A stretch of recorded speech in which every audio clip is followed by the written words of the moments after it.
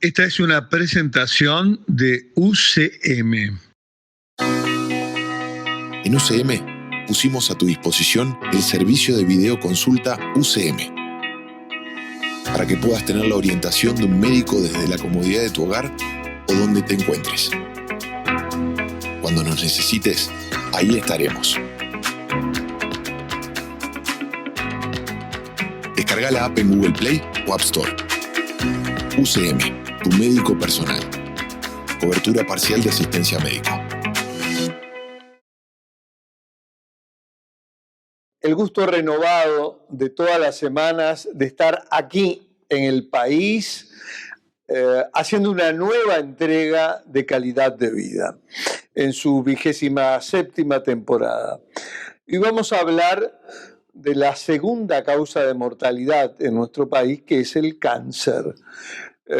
Cuáles son los más prevalentes, los tumores en el hombre, en la mujer, pero datos muy importantes que hay en la prevención, en el diagnóstico y en el tratamiento. Y para todo ello vamos a dialogar con el distinguidísimo oncólogo, amigo personal, el doctor Eduardo La Salvia, médico oncólogo naturalmente, jefe de oncología del Hospital de Casa de Galicia y además encargado de oncología del CLAE y muchos títulos más. Un placer, Eduardo, en tenerte aquí en el país en Calidad de Vida como tantas otras veces. Muchas gracias nuevamente por la invitación, Juan Carlos, y bueno, estamos a las órdenes como siempre. Eduardo, sigue siendo la segunda causa de muerte el cáncer.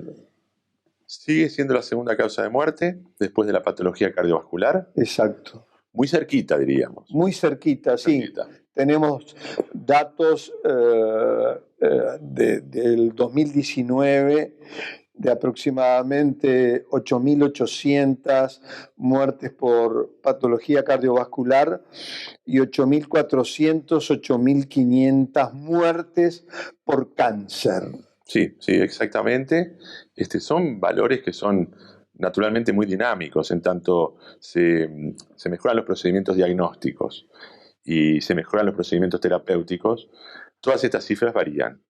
Y varían también dentro de las patologías dentro del área cardiovascular y dentro de las patologías dentro del área oncológica. Sí. Nos vamos a centrar en un rato en eso. Eduardo, pulmón en el hombre, mama en la mujer, siguen siendo los que están arriba. Sí, pulmón en el hombre, mama en la mujer, ascendiendo el número de casos en los últimos años, en la última década diríamos. ¿Ascendiendo mama? Pulmón en el hombre, ascendiendo en lo que se refiere a número de mujeres con cáncer de pulmón, ¿sí? En la última década. Mama en la mujer y cáncer de colon, tumores digestivos, si uno no discrimina por sexo. Sí. Sigue siendo una patología de alto impacto en la oncología. Está claro que este ascenso del cáncer de pulmón en la mujer está relacionado con algo que vemos todos desde edades tempranas, es que las adolescentes y las mujeres fuman mucho más en los últimos años que los hombres. Sí, exactamente. El tabaco sigue siendo un carcinógeno de relevancia, ¿sí? Es decir, un inductor del cáncer, y en la medida en que en la mujer el descenso del hábito del tabaquismo es más lento que en el hombre, ¿sí? Se advierte un aumento de casos con respecto al histórico en el sexo femenino. ¿Próstata qué lugar ocupa? Próstata es muy interesante. Próstata es un tumor de altísima incidencia en el hombre. Altísimo. A tal punto que hay estudios que ya datan de hace unos años en donde en hombres de más de 85 años, sí, que se morían por cualquier otra causa, sí, y a los que se le practicaba una autopsia, se les encontraba en más de un 80% células neoplásicas malignas en la próstata. ¿Eso qué nos quiere decir? Que hay un momento de la vida en que para el hombre la presencia de células malignas en la próstata, ¿sí?, pasa a ser algo más normal que anormal. Claro. ¿Sí? La próstata, además, con un proceso evolutivo en lo que se refiere a la enfermedad totalmente diferente a muchas de las neoplasias a las cuales históricamente se las ha, de alguna manera, relacionado con mal pronóstico y con muerte. El cáncer de próstata es un cáncer lentamente evolutivo, que asienta en hombres mayores, que muy frecuentemente pierden la vida por otras causas, con un manejo desde el punto de vista terapéutico diferente. Es decir, el cáncer de próstata es un cáncer de muy alta incidencia, pero como la mortalidad es mucho menor, muchas veces le damos menos trascendencia. Claro. Respecto al cáncer de mama, hemos leído, hemos hablado con colegas, contigo mismo, Eduardo, que no podemos hablar exclusivamente de solo un cáncer de mama, y sería muy interesante que tú lo explicaras. Sí, sí, exactamente. Es el caso típico en el cual podemos decir lo siguiente. Hasta hace 10, 15, 20 años, por ejemplo, cuando venía una mujer con un cáncer de mama, nosotros la encarábamos desde el punto de vista del proceso diagnóstico y del encare terapéutico igual que a la señora anterior que había venido por una patología similar. Sí. Eso ha variado muchísimo en los últimos años, a tal punto que hoy en día podemos decir que el cáncer de mama presenta 4 o 5 variedades tan diferentes que prácticamente constituyen entidades distintas, con la única característica en común de haberse generado en la mama. Pero en realidad, desde el punto de vista biológico, son tan diferentes los perfiles moleculares, la evolutividad y la sensibilidad terapéutica, que si a una mujer con un cáncer de mama la tratamos de la misma manera que a otra que tiene un perfil distinto de su enfermedad, no solamente no podemos no estarla haciendo bien, sino que podríamos estar haciéndole mal. Sí, claramente. Estamos hablando, por eso te digo, de enfermedades que conceptualmente cada día más deben ser encaradas como enfermedades diferentes. Eduardo, ¿qué importancia tiene el diagnóstico? ¿Cuánto se ha avanzado en el diagnóstico? Bueno, muchísimo. Esto que yo te decía para mama es válido para prácticamente todos los tumores. Todos los tumores, ¿sí? Entonces, hoy en día, un tumor se define por su localización inicial, es verdad, pero además el proceso diagnóstico incluye una serie de técnicas que discriminan a esos tumores de forma tal que nos permiten, como decíamos, hablar de enfermedades muchas veces muy diferentes y con proyecciones terapéuticas distintas, ¿sí? Es decir, hoy en día, antes nosotros, si nos remontamos a los albores de la oncología, los diagnósticos eran clínicos. Después fueron clínicos e imagenológicos, después clínicos, imagenológicos y anátomo-patológicos. Y hoy no se concibe un buen diagnóstico oncológico si no se tiene además el componente de la caracterización biomolecular del tumor. Claro. ¿Sí? Lo cual tiene mucho que ver, y si recordamos ese aspecto, con lo que fue el proyecto Genoma que se terminó de definir al inicio de este siglo, ¿sí? Y que nos permitió identificar características genéticas, ¿sí?, de los tumores que tienen su traducción a nivel celular y por lo tanto definen tratamientos específicos para esas células. Sí. Respecto a todos los tumores, Eduardo, clave, como en cualquier patología, un diagnóstico precoz. Es obvio, ¿no? Claro, cuando hablamos de pulmón, al fumador dejar el cigarrillo, es obvio, pero para los otros tumores, ¿corre lo del diagnóstico temprano? Sí, por un lado tenemos lo que es la prevención. Bueno, eso sin duda. Es decir, la prevención es la primera. Es lo primero. Con respecto a la precocidad diagnóstica, tiene implícito algo muy sencillo de comprender.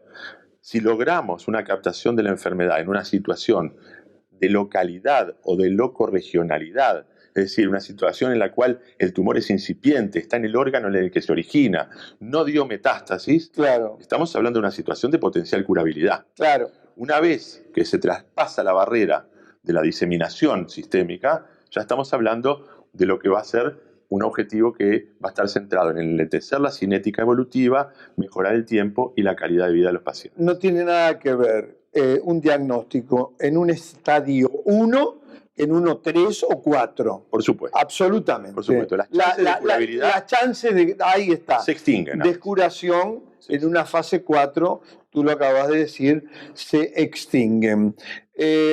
Otro tema clave, Eduardo, y te vamos a tener muy frecuentemente, es el tratamiento.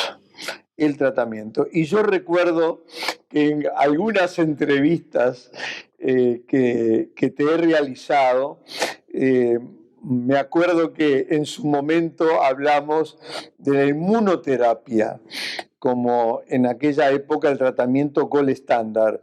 ¿Qué tenemos hoy, 2021, de avances en materia de terapéutica para los distintos tumores? Bueno, para hacer rápidamente un raconto de lo que ha sido la historia de la terapéutica en la oncología, nos remontamos a inicio del siglo XX, mediados del siglo XX, la quimioterapia, ¿sí? La quimio. La quimioterapia, con diferentes mecanismos de acción. A través de la quimioterapia lo que se afecta es la replicación celular. Claro. Es decir, a lo que se apunta con los tratamientos quimioterápicos es a que las células no se dividan, ¿sí? Eso que nos lleva a algunos éxitos terapéuticos y una alta toxicidad.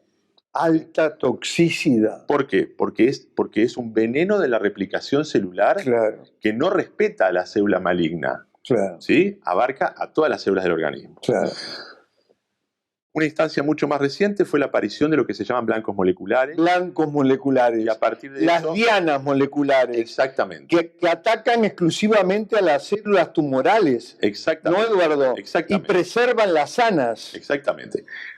¿Cómo se llega a esos tratamientos? Bueno, se llega a través de la identificación de características que le son propias y exclusivas a las células de la enfermedad, ¿sí? A las células de la enfermedad. Es decir, se identifican genes mutados, Claro, proteínas patológicas generadas claro. por esos genes mutados, y se diseñan terapéuticas que tienen como blanco específico a esas proteínas. Perfecto. Esas son las terapias blanco.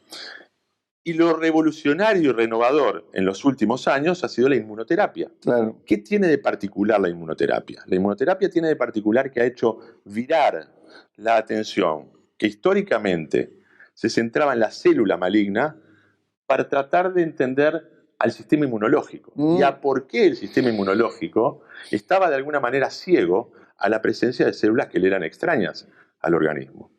¿Y qué se encontró? Se encontró que las células mutadas producen algunas sustancias que de alguna manera disfrazan o le ponen un antifaz a la célula maligna de forma tal que el sistema inmunológico no la percibe.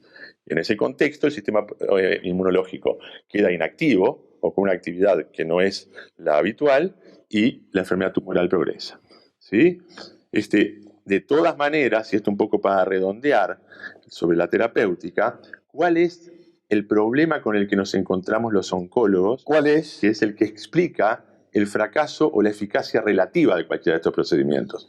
El problema se llama policlonalidad tumoral. ¿Qué es eso? Eso quiere decir que los tumores, contrariamente a lo que se piensa habitualmente, a lo que piensa la gente y a lo que durante muchos años pensamos los oncólogos, no está formado solamente por un tipo de células, sino que hay subpoblaciones, claro, algunas de las cuales expresan características que son subsidiarias a tratamientos blanco específicos, otras características que son subsidiarias a tratamientos inmunoterápicos, y probablemente la terapia multimodal sea la respuesta que podamos darle en este momento a esa característica biológica de la enfermedad. Eduardo, para ir cerrando, la inmunoterapia tiene mucho más eficacia en algunos tumores que con respecto a otros, ¿no?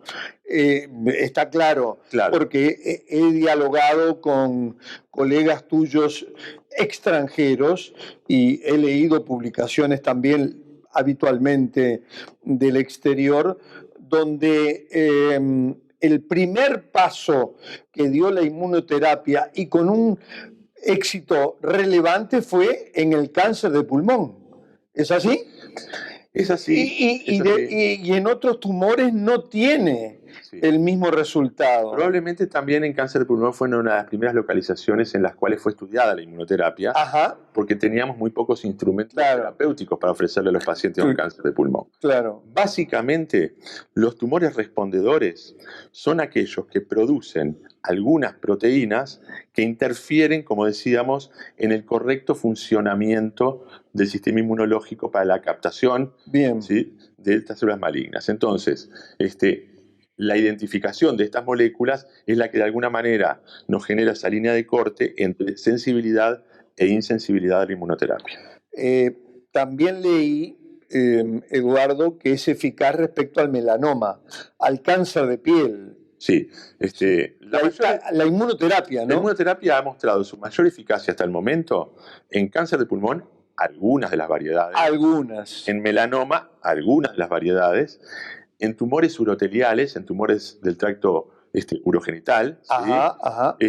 Y hoy en día se está ampliando la utilización a algunos tumores de la esfera hepatobiliar, a tumores ginecológicos propiamente dicho, Mira. e incluso hay estudios ahora para una de esas subpoblaciones de mujeres con cáncer de mama. Qué Sí. maravilla sería. Sí, una subpoblación que es conocida como triple negativa, en donde la enfermedad no expresa ni receptores hormonales ni receptores de factor de crecimiento. En esos casos la inmunoterapia se está posicionando como la terapéutica de elección para enfermedades diseminadas. Eduardo, doctor Eduardo La Salvia, un placer. Podríamos seguir hablando horas. Te vamos a tener también aquí en esta casa que ya aprendimos a querer mucho, como es la del país. Te vamos a tener como hemos tenido siempre en Calidad de Vida, con mucha frecuencia. Un placer realmente, ¿eh? Para mí un placer, es una nueva casa con la misma calidad. Con la misma calidad. Muchas gracias. Señoras y señores, nosotros nos despedimos desde el país con Calidad de Vida. Hasta la próxima semana. Esta fue una presentación de UCM. En UCM pusimos a tu disposición el servicio de videoconsulta UCM, para que puedas tener la orientación de un médico desde la comodidad de tu hogar o donde te encuentres. Cuando nos necesites, ahí estaremos. Descarga la app en Google Play o App Store. UCM, tu médico personal. Cobertura parcial de asistencia médica.